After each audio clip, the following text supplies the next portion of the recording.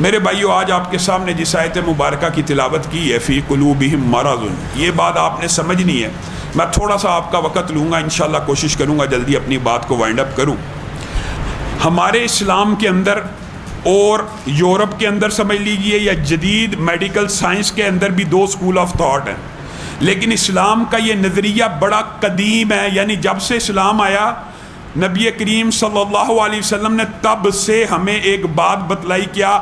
التقوی ہا ہونا۔ تقوی کہاں پہ ہے؟ دل میں۔ نیکی کا مرکز دل، بھلائی کا مرکز دل، احساسات کا مرکز دل، جذبات کا مرکز دل۔ سائنس کیا کہتی ہے؟ خیالات کا مرکز دماغ، اگرچہ دو سکول آف تھاٹ موجود ہیں، لیکن جذبات کا مرکز دماغ، یاداشت کا مرکز دماغ، نیکی بھلائی کا آرڈر کرنے والا دماغ۔ اسلام اور اس کے مابین کچھ تعارض پایا جاتا ہے، لیکن حقیقت بات یہ ہے کہ جو دل ہوتا ہے اس کے اندر جذبات ہوتے ہیں۔ آپ عام طور پہ کہتے ہوں گے میرا بیٹا باہر سے آئے میں اس کو گلے لگوں میرے دل میں ٹھنڈ پڑ جاتی ہے، حقیقت میں ٹھنڈ پڑتی ہے۔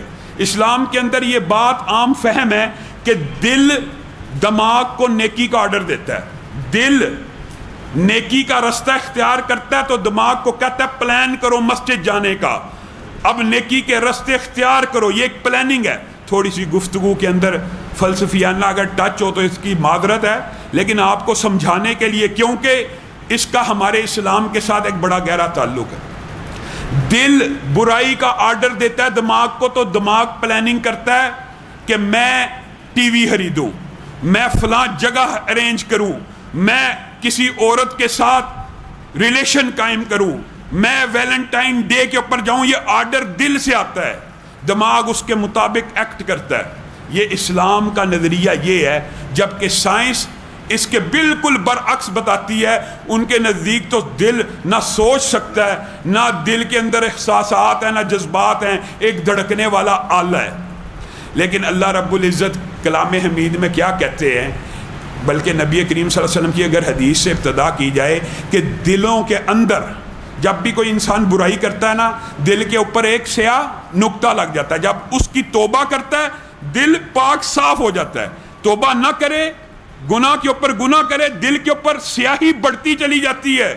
یہ سیاہی بڑھتے بڑھتے دل کو مریض بنا دیتی ہے۔ فی قلوبہم مرض، اللہ کہہ رہا ہے ان کے دل بیمار ہو جاتے ہیں۔ اللہ رب العزت ہمیں دلوں کی بیماریوں سے بچائے۔ اصل بیماری دل کی ہوتی ہے۔ جب یہ بیماری بڑھتی چلی جاتی ہے نا، ایک وقت آتا ہے اللہ معاف کرے یہ دل پورے کا پورا کالا ہو جاتا ہے، اور سورۃ نور میں اس کی پوری تشریح موجود ہے۔ اندھیروں کے اندھیرے، ظلمات، بحر کا اللہ تعالیٰ نے ذکر کیا کہ ایک اندھیرا ہو سمندر کے عین درمیان میں، بندہ نیچے چلا جائے، دن بھی نکلا ہونا وہاں پہ روشنی نہیں پہنچتی، لیکن اس کے اوپر بادل ہوں اور وہ بھی اندھیرے ہوں۔ یہ ایسی طریقے کا اللہ نے ذکر کیا، اور اس کی مثال کس کے ساتھ دی جا رہی ہے؟ جن دلوں کی بیماریاں بڑھ جاتی ہیں نا، وہ ایسے اندھے اور کالے ہو جاتے ہیں۔ پھر اللہ تعالیٰ کیا کہتا ہے کہ ایسا، یہ جو ہم سمجھتے ہیں نا کہ آنکھوں کی بینائی چلی گئی تو بندہ نابینا ہو گیا، فَإِنَّهَا، اللہ کچھ اور کہہ رہا ہے، لا تعمل ابصار، یہ آنکھوں کی بینائی یا اندھا پن کوئی اندھا پن نہیں ہے، ولیکن تعمل قلوب، اصل اندھا پن، اصل بے بصیرتی دلوں کی بے بصیرتی ہے۔ اور یہ دل جب اندھیرے میں کالے کرتوت کر کر کے سیاہ ہو جاتا ہے نا، تو اللہ تعالیٰ پھر ارشاد فرماتے ہیں ثم قصد قلوبکم من بعد ذالک فہی کالحجارہ، حتیٰ کہ یہ گناہ بڑھتے ہیں، اندھیرے آتے ہیں، اندھیرے بڑھتے بڑھتے دل مریض ہو جاتے ہیں، مرض بڑھتا بڑھتا یہاں تک پہنچ جاتا ہے ثم قصد قلوبکم، یہاں تک کہ دل پتھر ہو جاتا ہے، بلکہ پتھر سے بھی زیادہ سخت ہو جاتا ہے۔ مفسرین لکھتے ہیں یہاں پہ اللہ رب العزت نے کسی اور دھات کی مثال کیوں نہیں دی، پتھر کی مثال کیوں دی؟ لوہا بھی سخت ہے، سونا بھی سخت ہے، چاندی بھی سخت ہے، اللہ تعالیٰ نے دلوں کی سختی کی مثال پتھروں سے کیوں دی؟ اور ساتھ میں یہ بھی کہہ دیا کہ یہ دل تو پتھروں سے بھی زیادہ سخت ہوتے ہیں کہ پتھر بھی سخت ہونے کے باوجود کبھی ان میں سے نہریں پھوٹ پڑتی ہیں، کبھی وہ بھی اللہ کے خوف سے گر پڑتے ہیں، لیکن یہ دل اتنے سخت ہو جاتے ہیں۔ یہ جو سختی کی مثال ہے نا، اللہ رب العزت خالق مالک ہے، اللہ کو پتہ ہے نیکی کی بنیاد، نیکی کہاں سے پھوٹتی ہے اور برائی کہاں سے پھوٹتی ہے، اور اللہ مثال بھی کیسی دے رہا ہے۔ لوہے کی دے سکتا تھا، کتنا طاقتور ہوتا ہے، لیکن ہوتا کیا ہے، لوہے کے نیچے آگ جلا دی جائے تو لوہا پگھل جاتا ہے، سونے کے نیچے آگ جلا دی جائے سونا پگھل جاتا ہے، چاندی پگھل جاتی ہے۔ پتھر کے نیچے آگ جلا کے دیکھ لیجئے، پتھر نہ پگھلے گا، نہ موم ہوگا، نہ نرم پڑے گا۔ گویا اللہ رب العزت ایسی بدقسمتی سے بچائے، ایسے سخت دل ہو جاتے ہیں کہ پھر قرآن بھی سنتے ہیں، درس بھی سنتے ہیں، رمضان میں بھی داخل ہو گئے، لیکن دل پتھر ہیں، اپنی ضد کے اوپر اڑے ہوئے ہیں۔ یہی نہیں ہے، یہ ایک بڑا لمبا چوڑا ٹاپک ہے، لیکن خلاصہ آپ کے سامنے رکھ رہا ہوں۔ پھر کیا آتا ہے؟ خدا نہ خواستہ جب انسان کا دل اتنا مریض ہو جاتا ہے، اتنے اندھیروں میں چلا جاتا ہے کہ پتھر ہی بن جائے، پھر کیا ہوتا ہے؟ خاتم اللہ علی قلوبہم، ان کے دلوں کے اوپر اللہ پھر مہر لگا دیتا ہے، پھر یہ پلٹنے والے نہیں، فی قلوبہم زیغ، یہاں تک کہ ایسی سچویشن آ جاتی ہے، پہلے تو دل سیدھا ہی تھا چاہے بیمار تھا، کلا بل ران علی قلوبہم، یہاں تک کہ دلوں کو زنگ لگ گیا، زنگ بھی لگ گیا، سخت بھی ہو گیا، پتھر دل بھی ہو گیا، لیکن اللہ تعالیٰ کہتا ہے اس کے بعد جب مہر لگ جائے نا تو پھر فی قلوبہم زیغ، ان کا دل ٹیڑھا ہو جاتا ہے، اپنی جگہ قائم بھی نہیں رہتا، ٹیڑھا ہو جاتا ہے۔ اور حدیث اس کو یوں بیان کرتی ہے، اس طرح الٹا ہو جاتا ہے دل کہ ہر نیکی کی بات بری لگنا شروع ہو جاتی ہے اور ہر بری بات اچھی لگنا شروع ہو جاتی ہے۔ اٹھائیے آج فواد چودھری کا بیان، ہر اچھی بات بری، جب دل ہی الٹا ہو گیا، جب دل ہی الٹا ہو گیا پھر نماز میں دل نہیں لگ رہا، پھر قرآن پڑھنے میں دل نہیں لگ رہا، دل ہی الٹا گیا۔ یہاں تو ابھی ابتدا تھی، نقطہ لگا تھا، توبہ کر لیتا، پاک صاف کر لیتا، زنگ لگا تھا، دھو دیتا، صاف کر دیتا، مہر لگنے سے پہلے پہلے اپنے دلوں کے امراض کو دور کر لیتا، بات بن سکتی تھی۔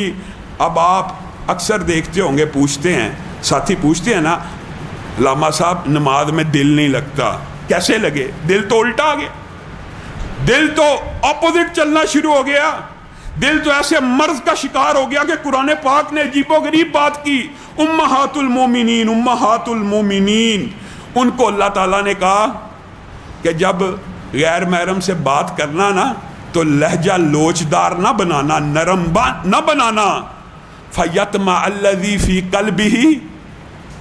مدینہ میں بعض ایسے لوگ بھی ہیں جن کے دل ایسے مریض ہو گئے ہیں، امہات المومنین، جن کے ساتھ شادی ابدی حرام ہے، دلوں کے اوپر جب مرض آ جاتا ہے نا، جب پردے آ جاتے ہیں، اندھیرے آ جاتے ہیں، جب دل پلٹ جاتے ہیں تو ہر بہن بیٹی کو، ہر عورت کو، ہر بہن بیٹی کو انسان کی نظر بد نظری سے ہی دیکھتی ہے، اس کے دل مریض بن گیا۔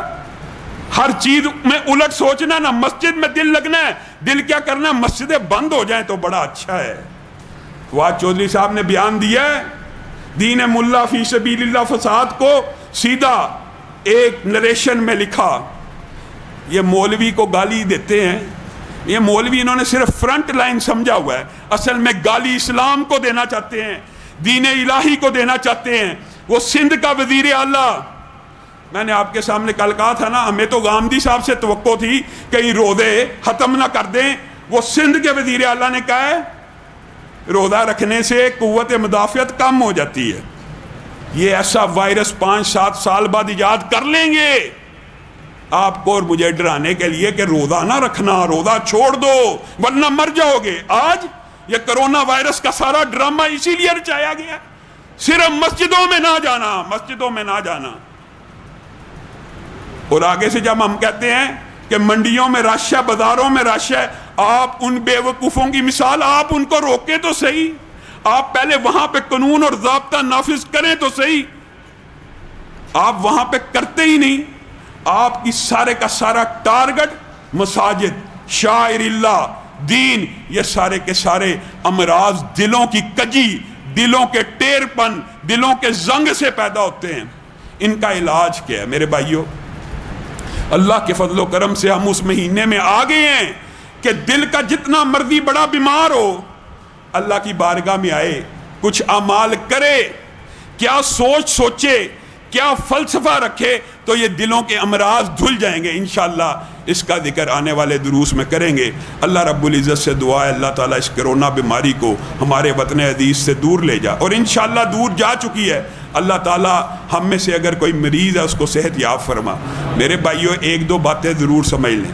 مساجد کے احترام کے حوالے سے جو بھائی اپنے بچوں کو ساتھ لے کے آتے ہیں، وہ جب پیچھے بیٹھتے ہیں تو نمازی ڈسٹرب ہوتے ہیں، بار بار مجھے شکایت کرتے ہیں وہ پیچھے والا ہال ہے الحمدللہ اس سے پیچھے سین ہے، وسیع و عریض جگہ ہے، آپ بچوں کو وہاں پہ بٹھائیں، کہیں نہیں جاتے۔ اللہ کے فضل سے باہر گارڈ وغیرہ بیٹھے میں کچھ نہیں ہوتا، آپ ان کو ذرا ہال کے اندر جہاں پہ لوگ نماز پڑھے ہوں وہاں آنے سے روکا کریں۔ سبحان ربک رب العزت عما یصفون وسلام علی المرسلین والحمدللہ رب العالمین۔